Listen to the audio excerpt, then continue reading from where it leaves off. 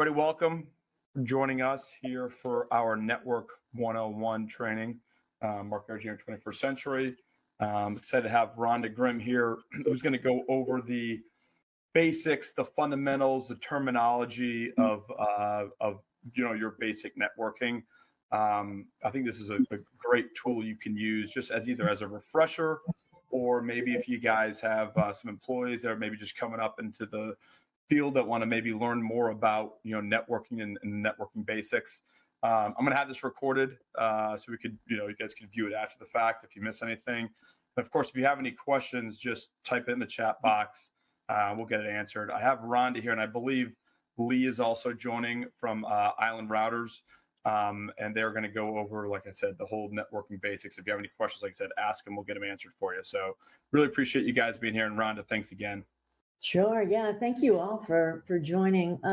We came up with this idea of, potentially introducing some of these networking terms because you guys have so much to deal with on the AV side, all kinds of different products, but the network, it can be kind of a mystery.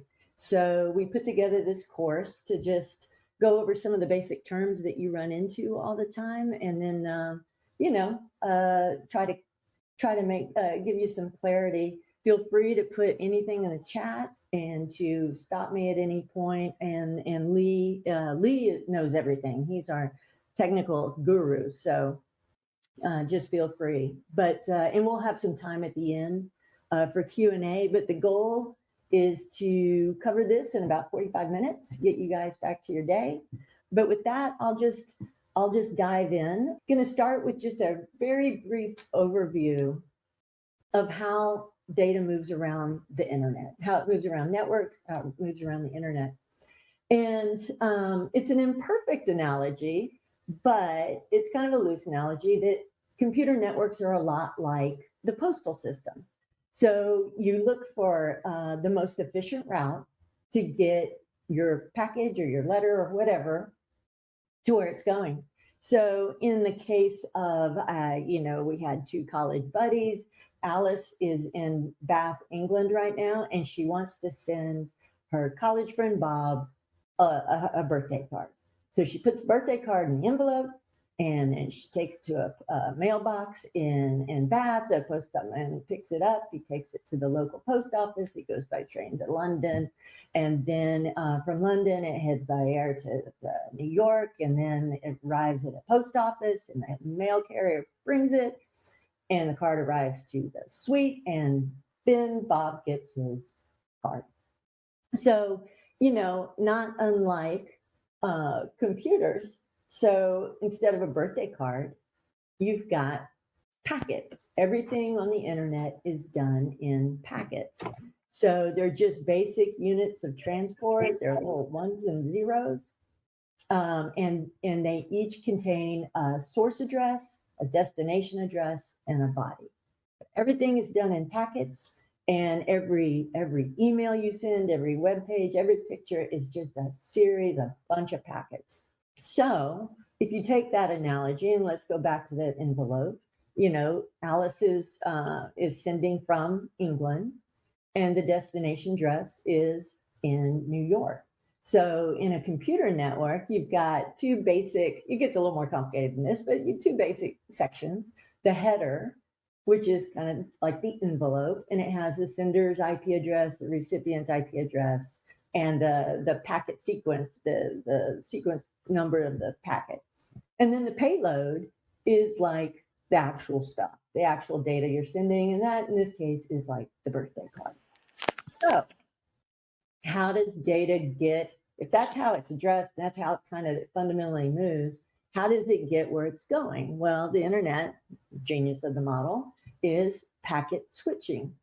So it's imagined that it's like you take that birthday card and then you chop it up into a bunch of little pieces. And then you put each of those little pieces in an envelope with Bob's address as the destination, Alice's is the source. Put them in all those little envelopes. And then those envelopes take the most direct path possible and then are reassembled in order at their destination.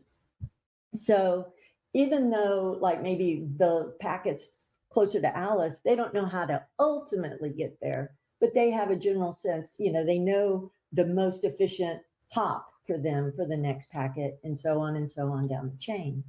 So each little step along the way has limited knowledge, but it has enough knowledge to get it. Like the postal carrier can get it to the post office. He doesn't know how to get it to New York, but that's okay. He didn't have to. So if you think about packet switching, let's take another example. Let's say you want to send this 1 megabyte picture to Japan. There's 8 bits in a byte. So there are 8 million bits in this 1 megabyte picture.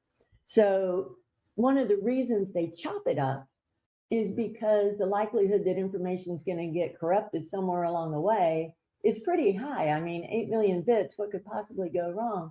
So if you tried to send this image like all in one go, you could lose part of the information and then they'd have to start all over again. But with packet switching, you split the picture into smaller pieces. A packet is limited. Most Ethernet networks limit the packet size to 1,500 bytes. So you're really protecting yourself. If there's a problem with the packet, the other end says, I need this one, retransmit, and you're done. So it really is pretty smart. So not only is it, it's efficient, it's cost effective, and it's scalable. Back in the day, before the internet got to be a big thing, if you wanted to transmit data, you had to call the phone company and you had to get a dedicated line between like 2 points, 2 offices. And if nothing was being transmitted, I mean, the line, it went unused. So that was extremely expensive, and it wasn't obviously very efficient. So with packet switching, not everything needs its own dedicated channel. So you create this huge pipe and you start dumping data into it. The pipe can be shared across, your entire home, your entire business, your entire, area. So that's part of just the genius of the IP stack model. It's just all the packets need is an address to get where it's going and some protocols to help shove it along, and it's great. If you want to get into the internet model, the TCP/IP protocol stack, we have an add-on coming in the fall to this course. It's Networking 201. It really dives into that information. But before we go on to the next section, any questions so far? No, I think we're good. Great analogies so far too, Rhonda. Cool. All right, well, let's take a little deeper dive into the home network. So again, Alice. So Alice she lives at 614 Spring Drive, and she's got a lot of IoT devices. She's got phones, she's got game controllers, she's got everything. And for example, her Wi-Fi network, it connects to a switch. Maybe she hardwires her printer to the switch, and the switch feeds into the router.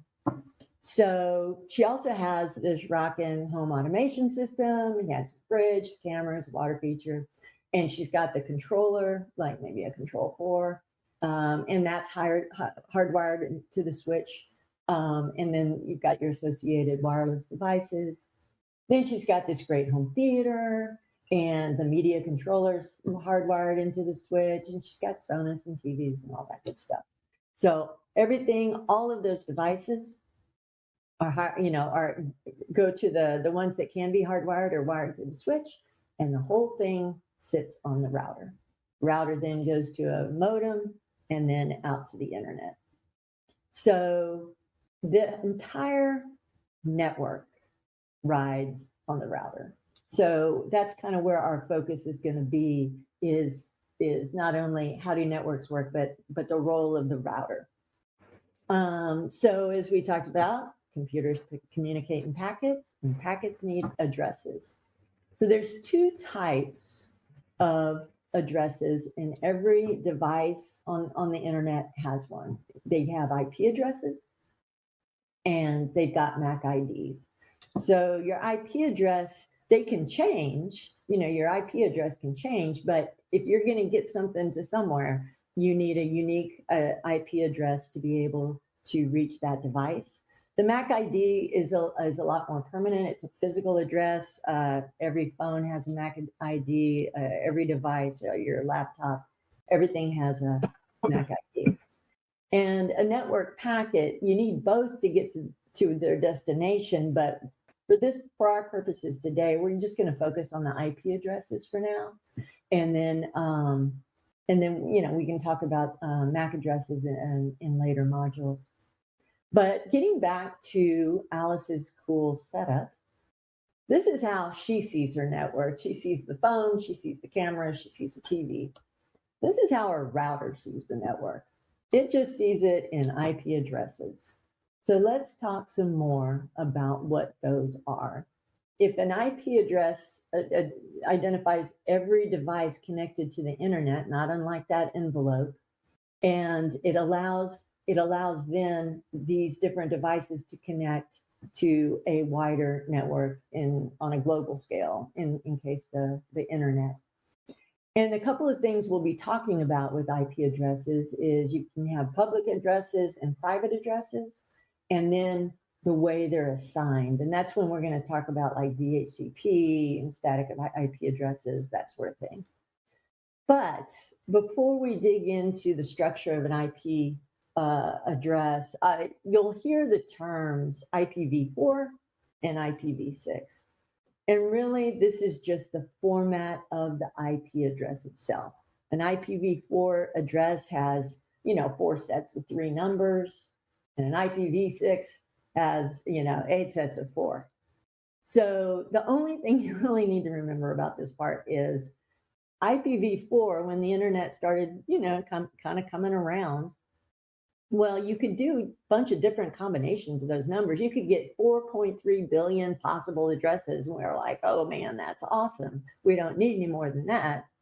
But how many devices do each of us have? I'm staring at 3 on my desk right now. So you can see it was a while ago, but it wasn't that long ago that we realized, oh man, we're going to run out of addresses. So they developed IPv6 addresses.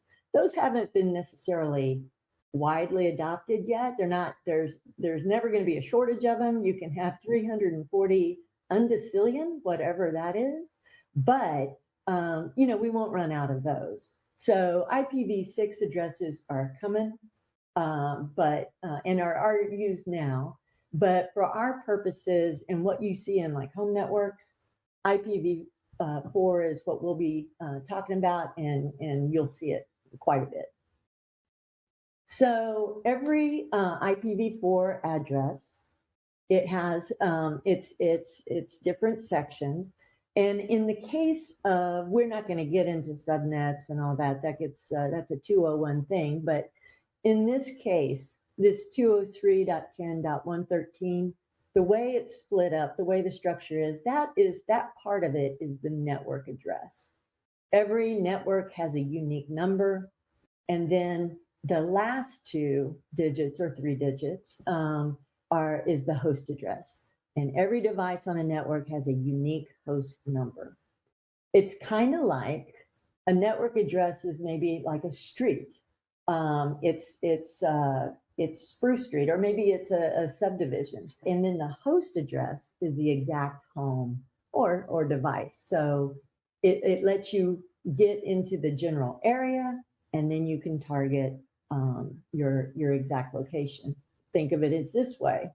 Think of the host address, that those first 3, that set of numbers. Think of that as the street name, like 155 Main Street. Then the last 2 or 3 is the suite number. So it's kind of like, I know I need to get to 155 Main Street, and I need suite 101, or I know I need to get to this phone number, to 555-1212, but I need to get to extension 223, and each employee has its own individual host address, but they sit on the same network address. So it's similar with packets, and that's just how everything gets to where it needs to be. So if you didn't have the host part of the address, imagine you're in a hotel, you got to the hotel address because you knew it was 192.168.2, but without the host address, you don't know what room to deliver the pizza to, and then you can't get your pizza. So, so that's how that works. Again, the first three sets of numbers is the network address in this case, and then the last set of three is the host number. Then we've got public versus private addresses. So public addresses are reachable from anywhere on the internet. You know, in this case, at 203.10.113.12, that is the modem. That is the WAN port that faces the internet. And then private addresses are not reachable from the internet. And again, the big reason we started doing this private IP address thing is we were running out of public IP addresses. So they came up with this great system to be able to conserve IP addresses. While the main part of the network ID doesn't change, that 192.168.2, there's not a single identical host address. So you can see the game controller has a 16, the fridge has a 15 as the host address, the TV a 14. So again, that's how you get into that unique IP address configuration. So if you've got like a public IP address that everybody can see, but then you've got all these private IP addresses that are not visible from the internet, how in the world does anyone find you? So that's where network address translation comes in. And again, it was just developed to conserve IP addresses. And it also helps protect your privacy. You know, without NAT, what we're about to talk about, it's like sending an anonymous letter. You can't send anything back because you don't know where it came from. So if you look at, again, on the WAN port of this little device, the thing that faces what you plug into to face the internet, you get a public IP address. Everyone in the internet sees this house as 203.10.113.12, but all the devices sitting behind it are on a private network, the 192.168.2.1.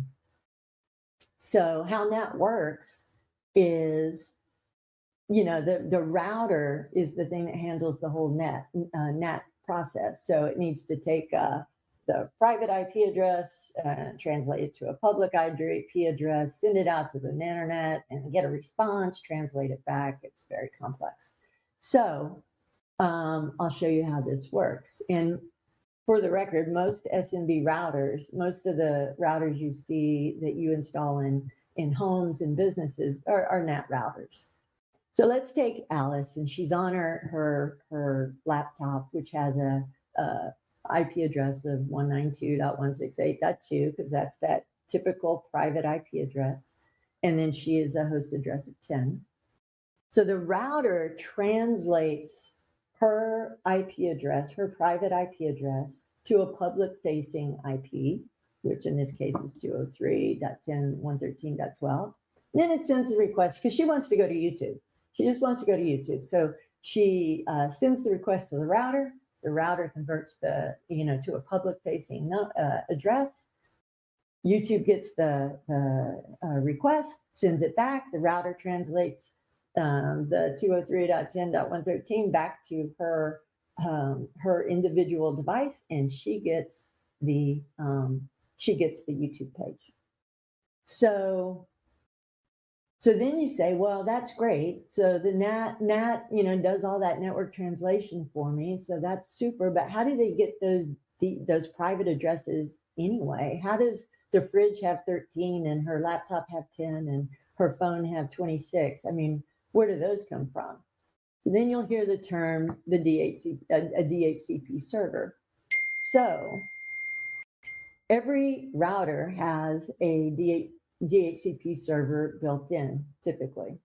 And every client on the network, the phones, the laptops, everything runs a DHCP client.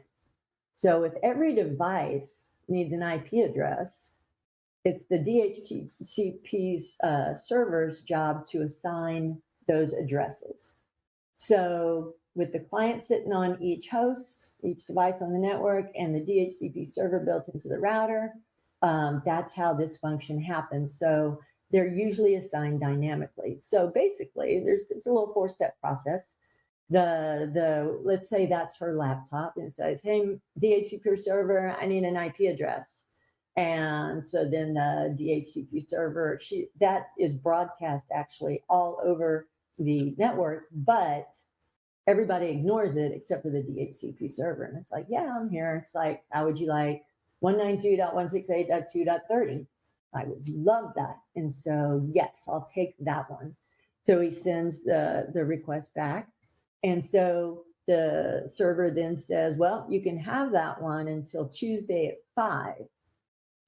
But let me know if you need it longer than that. And about halfway through the lease, it will go back and say, are you cool? And it'll extend the lease. So lease times are important because you've got this pool of IP addresses that you need to dole out to all these devices. But, in the DHCP server keeps a record of all those IP addresses and the MAC addresses and their lease times. But if you will have to renew the IP address when the lease expires. So, and you can set the lease time for a pool of addresses, but what's great is it prevents the waste of addresses. If the computer device is ever turned off or unplugged or no one uses it. So it gives it a really nice little pool to choose from. It just starts doling them out, and then they use it when they need to. So DHCP is awesome because it's like easy and it's automatic and it's scalable and you can do all kinds of stuff. The other cool thing about DHCP, and you'll run into this, is the concept of DHCP reservations. So some, especially in home automation, some devices, maybe the media controller or the control 4 panel, you want it to always have the same IP address. You don't want it to go swapping out addresses if its lease time expires and it gets a totally different one. So what you can do is you can reserve a DHCP address. So, and like I said, you might do that on your media controller or your controller for your devices. It's just a little reservation that says this device will always have the same IP address. It will always have .34. And it just makes it easier, to have other devices communicate to it reliably. So DHCP reservations is great. It used to be you'd have static IP addresses. And those were a big hassle. I mean, at the time, it seemed like fun. But static IP addresses, as you can imagine, by their name, they don't change. It used to be the way all the IP addresses were assigned, but it didn't take long to realize this was a pain and it wasn't scalable. It's like you had to configure and track each of them. They were manually assigned. So what could possibly go wrong? And then you had to make sure you were never assigned duplicate addresses. You never had that happen because then you got real chaos. So in a network change, you have to manually change each of your static IP addresses. So swapping out networks was a real big hassle. So they're still used in some situations, but most network installers use DHCP reservations over static IP addresses. So that's a lot of information. So let's just do a quick review about how all this fits together. Every device has a unique address. The address can either be public or private. NAT translates the private IP address to a public IP address so people can find us. The DHCP server doles out the private addresses from a pool to all the devices on the network, all the devices on this 192.168.2. It's the one that takes all those private addresses and doles them out. And then every so often, you need to have a device that always has the same IP address for, just efficiency and reliability. And so you can have a DHCP reservation to make sure that happens. So I'll pause there and see if there are any questions so far. Good to go? I think we're good, Rhonda. Keep going. Cool. All right. So let's go. So we kind of have a general idea about how this all works on within the network, within the local network. So how does all this work if Alice wants to go to, say, YouTube? You'll hear the term protocols, internet protocols, network protocols. They're the rules that move things around. It's like good policy, and it helps things get to where they're going and avoid, chaos. You've got DHCP, you've got NAT, those are some of the protocols used inside a LAN. You've got HTTPS that you see, when you type in an address bar. You've got SMTP, which you'll see when you're using email. And then there's DNS, which we'll talk about in a second. And those are just a few of the protocols that push information around the internet.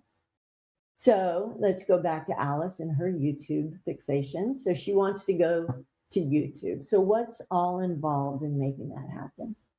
Well, she wants to go to a website. Web pages are written in HTML. That's their language. And they're moved along with HTTP, HTTPS. It's the protocol that the internet uses for sending and receiving this particular type of information.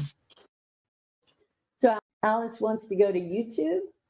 So her computer sends the request using HTTPS. So she's like, take me to www.youtube.com. YouTube receives the request. YouTube responds, sending the web page using HTTPS, and she gets her YouTube page. But how does her computer find YouTube? Because we know that it's not looking for Alice's computer. So that's where the concept of DNS comes in, domain name system. It's the idea that web host names versus IP addresses. Humans think in terms of names, computers think in terms of numbers. Names don't change, but IP addresses can. And really, who wants to memorize a bunch of IP addresses for, YouTube or wherever, weather.com?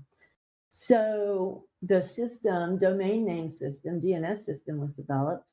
It's kind of like the old days where you had a phone book and you could look up we'd remember our friends' names. We couldn't remember their phone number all the time, but you could look up in a phone book and get the address and the phone number of that person. So it's like one big phone book. So the DNS is the protocol that turns domain names like YouTube into IP addresses so that your browser can go out to the website and other internet stuff, to resources that it needs, and find things. So when you type in youtube.com into your browser, so it makes it that your browser makes a DNS query to see what IP address belongs to YouTube. And usually it'll look locally, in the browser cache. If you've been there before, it'll remember where it was. If not, you need to go to the phone book. So there's a ton of DNS servers out there, but through a series of steps, it resolves the domain name with the IP address associated with it. It is the biggest database in the world, and it handles all these requests in fractions of a second and all over the world, all day, every day. And all the database is propagated through DNS servers located everywhere. So now when we think about everything we've just covered, Alice wants to go to YouTube from her laptop using NAT. The router converts Alice's private IP address, which was assigned by the DHCP server, to the router's public IP address. It then does a DNS lookup on YouTube, sends a request to YouTube's IP address, goes over HTTPS, gets to YouTube, which responds and sends the web request back over HTTPS to the public address it has for Alice. The router receives the YouTube page, converts at its public address, at the router's public address. Using that, the router translates the public IP back to Alice's screen.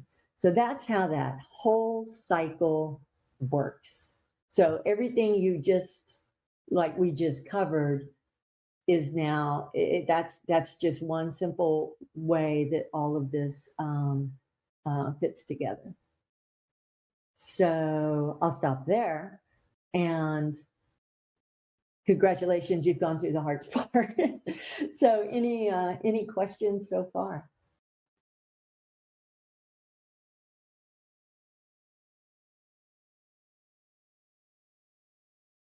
We'll cover that actually toward the end of the presentation, but we would contend now that with the way everything has accelerated in the last 5 years, today's home networks are as sophisticated now as the branch networks of maybe 5 years ago.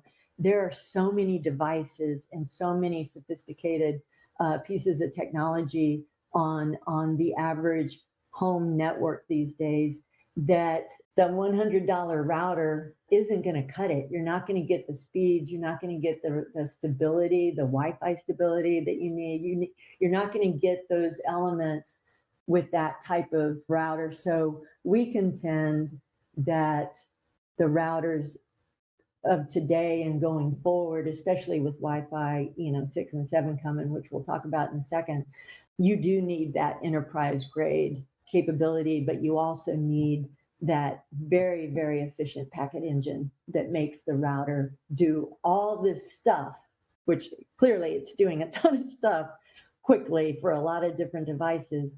You need that very, very efficient packet engine to be able to drive that. And consumer grade routers that are built on open source code and that sort of thing, it's for a lot of reasons, it's just not adequate. And it gets this from Alice from her IP address and sees that it's going out to the internet, and it needs to translate that to the island's public address for sending it out on the internet. It remembers everything it does in the translation. And without digging too far into the protocol details, basically the table contains the source address, and we haven't talked about TCP or UDP, but basically there's a port number associated with the these requests. And so it stores the source address, destination address, and source port number and destination port number in a table. The router does this. And then it does the translation, and it keeps track of what it translates it to in that same table. So it sends that request out to YouTube. When the island gets the packet back from YouTube, it looks up all those bits of information in that same table to find the match, and then it knows where that original packet came from, and it knows how to translate it back. John just said adds port number. That explains how several can be on YouTube at the same time. Okay. That's correct. Yeah, that's absolutely right. The port number is key in this. And it does mean, of course, that in a really huge environment, if there were enough devices behind a NAT router, you might not be able to NAT everything to a single public address because you could run out of port numbers. For a typical, home or small business application, that's not an issue. But in an enterprise type environment, they may actually use multiple IP addresses on the public side because otherwise you could run out of port numbers pretty quick. Remember, you're mapping all of these people inside to different ports on the outside. I'm going to cover just a couple of other concepts that you'll hear quite a bit. And, we dig much deeper into these in 201, but just this idea of other networking terms that you will hear quite a bit. Virtual private networks, VPNs. And so, some people have think of the VPN as in they want to watch the soccer game from Spain and they load something on the computer. That's not what we're talking about. We're talking about when you want to connect, like say a vacation home to a main home, an office to the home, maybe multiple offices together, or an employee or parent who's on the road traveling, wants to connect back to the home or office. So basically, it's like taking one big cable and connecting them to very geographically disparate entities. So the way you do that, the VPN, it creates an encrypted, secure digital connection. They call it a tunnel between two networks and using a public or private key pair. So we won't get into how all that information gets exchanged, but you can think of VPNs as one big tunnel that is just for you and the other end to securely transfer information. And so it flows securely and privately. So it's just like being there. It's just like being at your office and accessing the server there. The other thing you'll hear quite a bit are VLANs. And basically, VLANs are just virtual local area networks. It's just a logical connection of things that may not even be in the same place. They may be scattered across different networks, different locations, but maybe you wanted to have all your accounting people across the city, maybe you have multiple offices, be able to share a network resource, or you want only certain people with certain privileges to access the type of printer that has the funny paper in it that you need for printing checks. So it's just being able to create disparate local area networks and group things together in a logical fashion that's meaningful. So you might put your security cameras on their own network, or you might put what you'll see a lot in the AV world is first thing that is they want, if a guest comes to their home, they want a guest network. Everybody gets thrown into the guest network, and they have their own set of privileges and permissions. So VLANs come in really handy. They're very efficient. They can often be more secure when you group computers and devices like that. Lee, anything to add on either of those two terms? Okay, so the a VLAN, a virtual LAN, exists on an Ethernet network alongside of your physical LANs. The whole purpose for it is so that you can segregate functions and act like you have separate physical networks when in actuality they're all being carried on the same set of wires. Just as an example, at my house I have my private network for my computers and phone and tablets and so on. Then I have a guest network for people who visit my house, and I have a third network for home automation devices, IoT devices. And I like to keep them separate for security purposes. For instance, if a guest comes over and it turns out that their phone or their laptop or whatever has been infected with some virus, they can't reach my private devices. Same thing with IoT. I could do that with separate physical networks. I could have a separate set of access points and separate Ethernet switches and just run separate wires, all this stuff, but that gets very cumbersome. Instead, I use VLANs or virtual LANs to carry all of that over the same wires, the same Ethernet switches, and even the same access points. So it keeps everything separated and acts like you have separate physical networks when in actuality they're all just being carried over the same pair of wires. So that's a little bit more concise definition of what a VLAN is and what it might be used for. All right. So that is the network. So there's a lot more that goes into, of course, the network. So let's talk real quick about the network components, kind of the nuts and bolts. You walk into just about any network and you're going to find some common, components. You're going to have your devices, all the devices that are on the LAN. You're going to have probably a Wi-Fi network set up so they can all talk to each other. You can got the cabling that connects everything to the switch. Switch forwards the data between devices on the network, and then the switch connects to the router connects to the modem and out to the internet. So let's look real quick at each of these components, starting with cabling. You'll have different kinds of Ethernet cable. It's what allows you to connect your computer to the internet. Usually Ethernet hardwired connections are preferable to Wi-Fi connections. They're usually more stable and they're faster. You've got different types cabling. You got coax, usually used for the modem. You've got fiber optic, which is, of course, the real high speed stuff.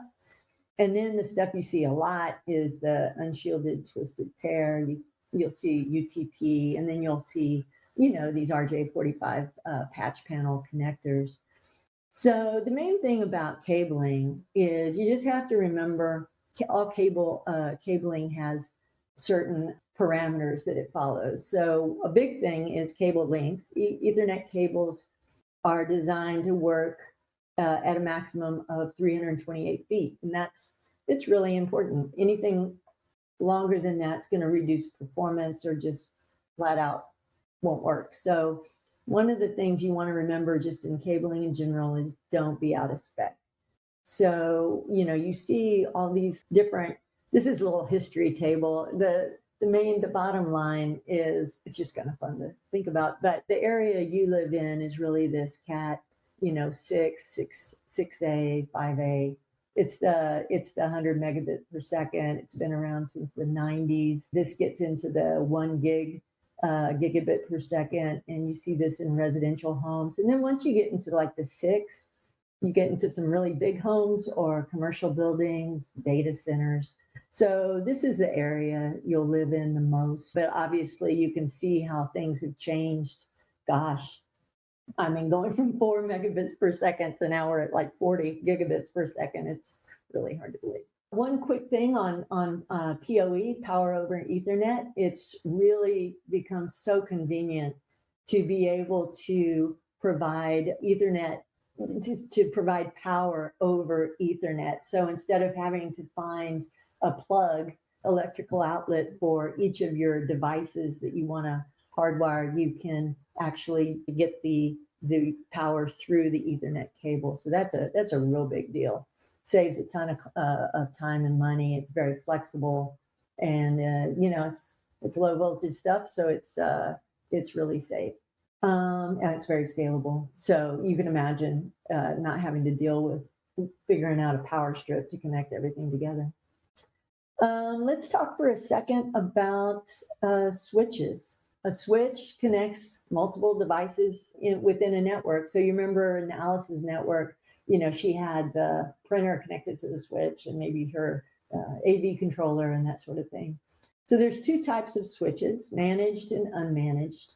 And they differ capabilities and security and cost. So you can imagine which one's more expensive. So not all switches are limited to these set of features, but this is just a kind of a sample. Unmanaged switches they're like a power strip almost. You just plug it in and it immediately starts forwarding traffic. There's no real added features. It's real easy to do, but they're very inexpensive, but they don't really have any security associated with them. They managed switches do a whole lot more than that. They provide a lot more security. You can configure each port to do specific things. You can manage each port, turn them off and on. They're more expensive. They require a lot more technical knowledge to provision, but they give you a great deal of flexibility. And we can talk more about those if anybody wants to, but that's just the general terms you'll hear, managed versus unmanaged switches. Wi-Fi. I'm going to go through these, and then I'm actually going to stop sharing and let Lee address some of these things, since I'm having some audio issues here. But Wi-Fi is it's a network protocol for wireless devices. It's based on the IEEE 802.11. And it connects all your wireless devices, lets them talk to each other. And there's just so many versions. There's Wi-Fi 7, which has yet to actually be ratified, but the latest version of Wi-Fi 6 is kind of very close to what 7 is going to be, but it's super fast. It can reach up to 5 gigabits per second. It's I think 2.4 times faster than the previous version. It's got a great deal of bandwidth, a broader spectrum that way. It's like going from a 2-lane road to a 4-lane road. And then of course the data density that it can handle, the amount of information and data that's going through the air is like 20% higher. So I think of it in terms of a three-dimensional tube that just has gotten like, and it just goes much faster. One thing, and I will mute for this one so Lee can talk about it. You'll hear the idea of APs versus mesh systems, access points versus mesh systems. And an access point it's a wireless device that you can hardwire to the switch, and it projects the Wi-Fi signal to a designated area. Whereas a mesh network, it lets you boost your internet signal. It'll have a single node that connects to the switch, and then multiple nodes that can talk to each other around it.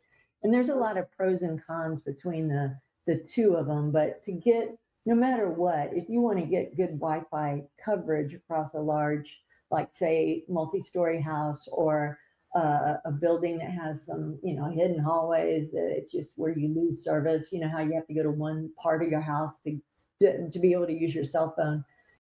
You'll want multiple access points or a good mesh system to be able to do those handoffs seamlessly. The mesh systems in general, they're much faster to install, and only one of the nodes needs to be wired, and it's easy to scale. You just add nodes all over the place and they talk to each other. If one node is unavailable, it hands off and goes. However, system performance, mesh performance often suffers because the non-wired nodes are relaying that information wirelessly. But I'm gonna stop this and I'm gonna mute and let Lee address. Okay, thanks, Rhonda. Not a whole lot I can add to that. Really, that covers most of the salient points about mesh versus non-mesh Wi-Fi systems. The mesh systems really do have a lot of advantages for most of your installations. The big advantage, of course, as Rhonda mentioned, is that they don't require you to run wires to every node in the mesh network, to every AP that's in the mesh network. They can communicate wirelessly to backhaul the traffic from a node that's in the far end of the house back to the node that's over in the end of the house that has the router connected to it. And that gives you immense flexibility. You can move these around as needed to account for changing conditions. Like somebody moves their home office to a different part of the house. In many cases, you can just pick up the mesh system that's in that office and move it to the new location. So easier to handle changes, easier to expand. If you've got to add additional nodes later and so on. That last point that she had on her slide about mesh systems, about the handoff being faster moving from node to node, that's not universally true anymore. A lot of wired APs can handle that as well. It's just a matter of communicating between them and passing state information, about the clients between them. But it is something to consider when you're designing the network. As far as performance of mesh systems, most people would never notice the difference.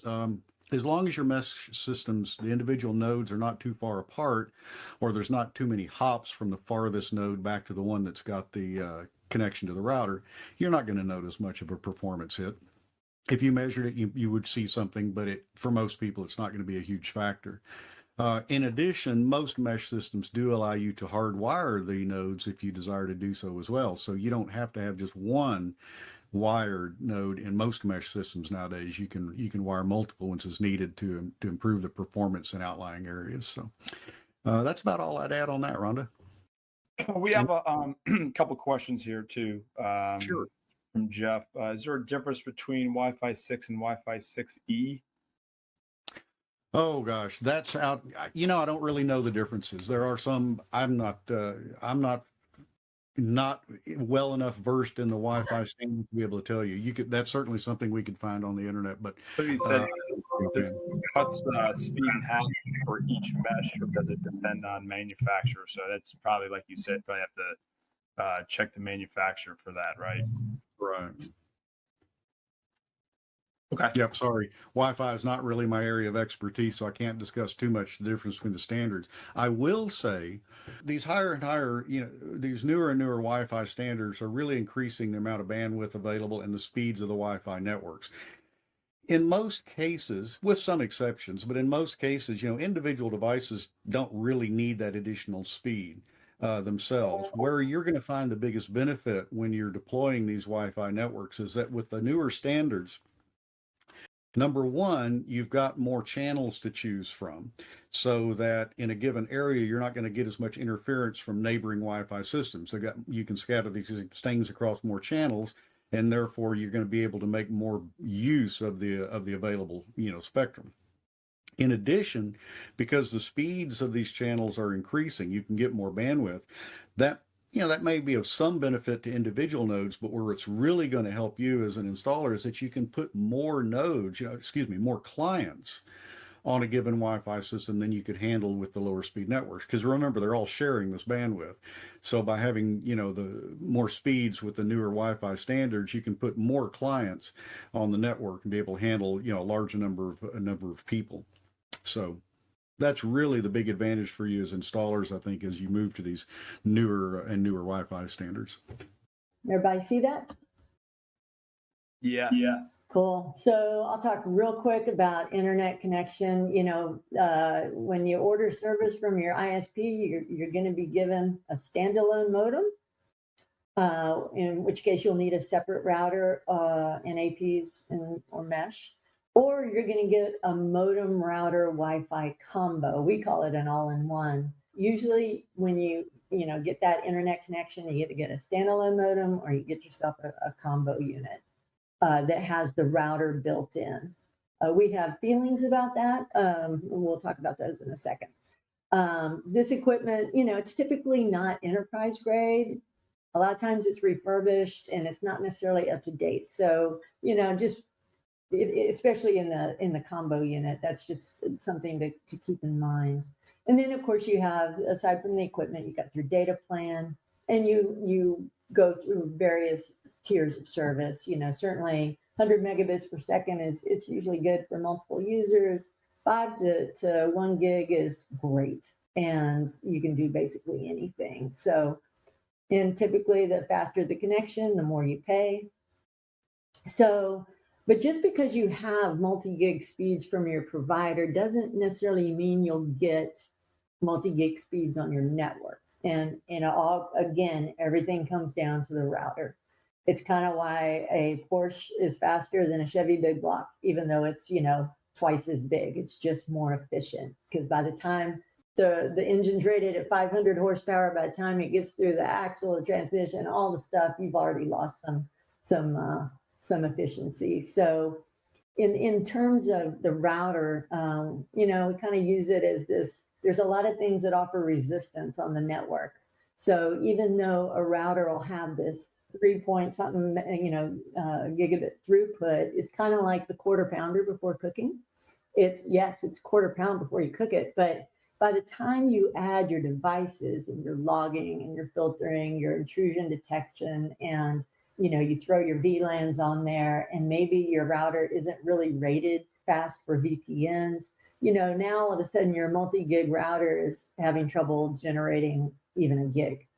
So certainly, kind of back to the previous question, inexpensive, non-enterprise grade routers just in today's world, we feel, don't have the efficiency to keep up. So I'll wrap this up, but the whole point is, where are we going with all this? Is the network rides on the router, and you need to choose wisely, because all that expensive home AV equipment and those great shades and everything, it all rides on the router, and the router has to be up to the task.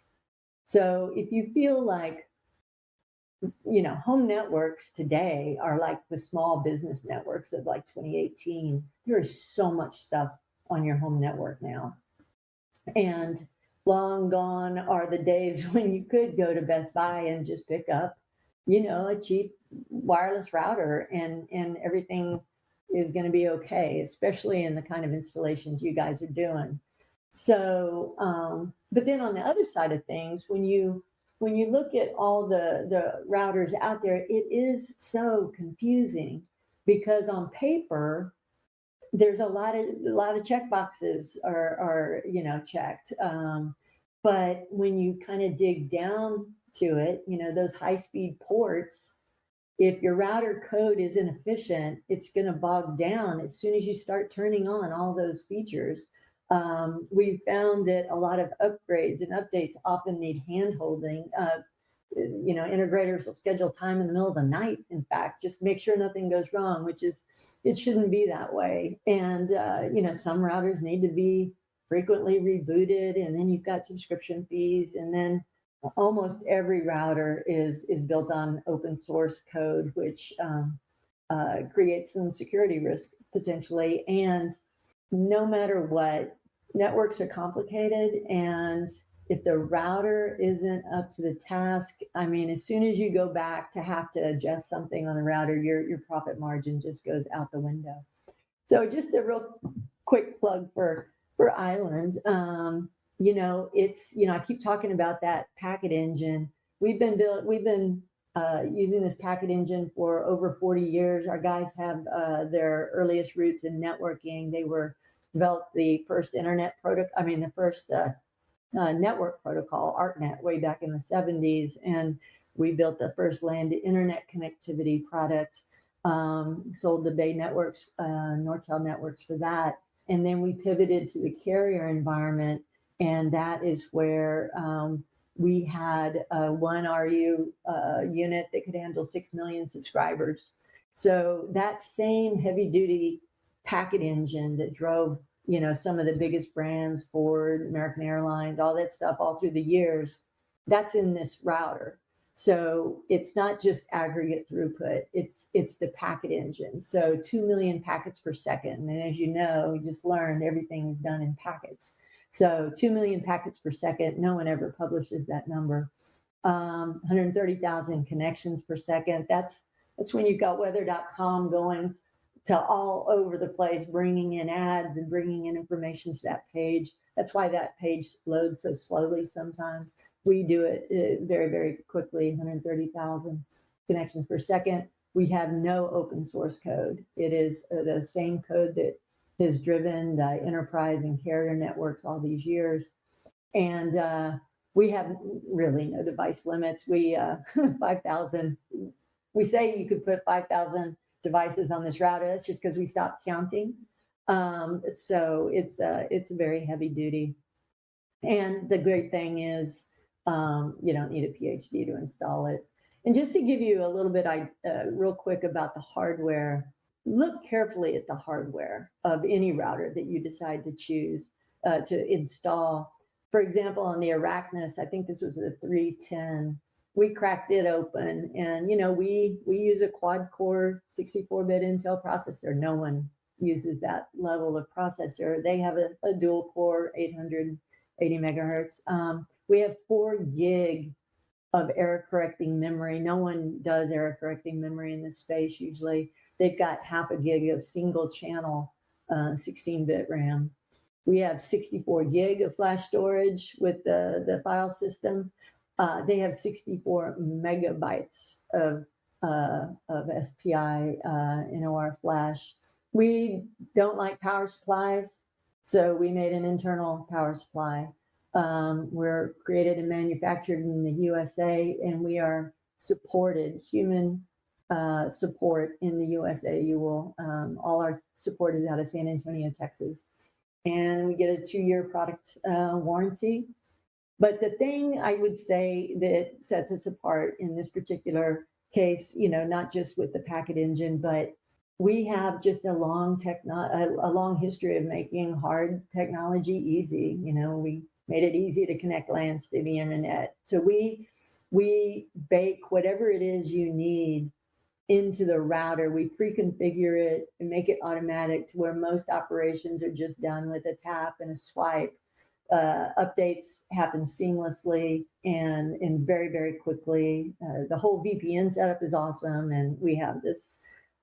We have a system that allows you to replace existing routers extremely just within a couple of minutes. So it's everything for Island, it's everything you would expect in an enterprise grade router, because we feel like that is what's necessary for today's networks, especially with Wi-Fi 6 and 7. It just makes the network so much faster, much more stable and reliable. So that is it. So if you have any questions, certainly on Island, you can go to islandrouter.com/training, and has a bunch of materials for you.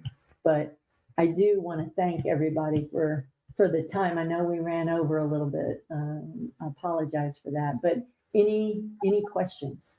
Can we add the Island router without replacing the current system our customers currently have, i.e. Ubiquity, which routes also and still get the same performance essentially? So I guess utilize the Island router in with the current system. I think the answer is yes, right? Well, yes and no. You generally want to replace the router. I mean, you could, right. Yeah, the router you want to replace. Everything else, of course, would work Right. fine. The access points, the APs, and so on, yeah, would work just fine. As a matter of fact, our CFO of our company has an Island router at home, but then has Unify access points and switches, and it all works quite well. We do have a feature in the Island that we didn't discuss on this presentation called Smart Swap, which is really kind of neat when you're replacing an existing router. Take your current setup and plug the Island into an existing switch port so that it can see all, the existing router and all the devices on the network, and it will learn the current networking address and learn the IP addresses of all the current devices. And then you follow the procedure where you disconnect the old router and then plug in the WAN port, from the internet provider into the Island, and it remembers all those settings so that you don't have to renumber the network or anything. All the devices, the DHCP server inside the Island will come active at that point. It'll be assigning the same IP addresses to all the devices and so on. So it makes it a very nice way. Yeah, here's a diagram of how that works, and we have pictures like this on our website showing you the steps to make this work for different scenarios. And Rhonda can point you to those URLs and so on. But this makes it really nice for replacing an existing router, because you're not going to have to worry about all of your hosts getting new IP addresses and so on. You do have to go in and manually restore any DHCP reservations or port forwards that you may have had on the old router, because we can't detect those. However, the reservations are trivial because the devices already have their existing address. So usually it's just a matter of selecting that device, bringing up the reservation tab and saying save, because the existing address will have already pre-populated in that field. So we did this to try to make it as easy as possible to replace an existing router with the Island.